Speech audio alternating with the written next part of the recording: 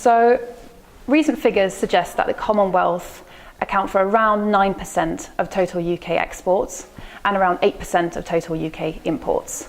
That's not insignificant, but in terms of magnitude, it's still a lot smaller than, for example, the UK's trade with the EU. So there are 53 countries in the Commonwealth. 3 of those are currently in the European Union. So that's the UK, Cyprus and Malta. So taking the 50 countries that are not in the EU, the EU currently have trade agreements in place with half of those Commonwealth countries. And there are further EU agreements in the pipeline, such as negotiations undergoing with India and Australia. The UK, by being a member of the EU, already has trade agreements in place with half of the Commonwealth countries. And in order to make sure that those benefits are retained post-Brexit, a very important thing for the UK is to make sure those agreements are rolled over post-Brexit so that the UK can maintain the advantages of those trade agreements when it's no longer a member of the EU. If it doesn't do that, then the UK actually risks having more restricted access to some Commonwealth markets than it has today. There are opportunities in some countries, such as Australia or India, where there is currently no EU trade agreement in place, even though the EU is negotiating with those countries. And that's where there could be potential for the UK to, if they sign a trade agreement with those countries, there could be potential for the UK to increase its exports to those markets.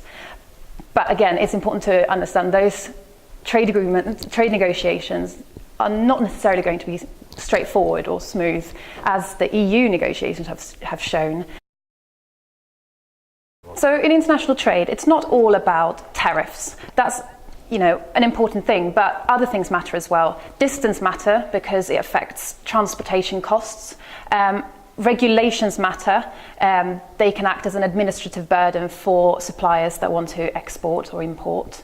So in terms of the Commonwealth, these countries are spread out all over the world, and they're very diverse. That means that Britain trading, for example, with its neighbour Ireland is going to be a lot easier in terms of transportation costs, for example, than trading with Australia, which is on the other side of the world. Those things matter. Among those sort of top countries, Commonwealth countries that the UK trades with, the UK already has a free trade agreement with Canada and with South Africa through its membership of the EU. So, but for Australia, for example, there has been some positive sort of indications from the Australian side that they are willing to sign a trade agreement or want to negotiate a trade agreement with the UK, but it will come with concessions. So I think in terms of, for example, a negotiation with India, the EU negotiations with India have shown that some issues where actually the UK have been a factor as to why the negotiations have moved so slowly is on visa restrictions. It's likely that the UK, there would at least be a negotiation between India and the UK on how to handle visa restrictions, and that has been a contentious issue in the EU negotiations, and it's likely to still be a difficult issue to resolve in the UK-India negotiations.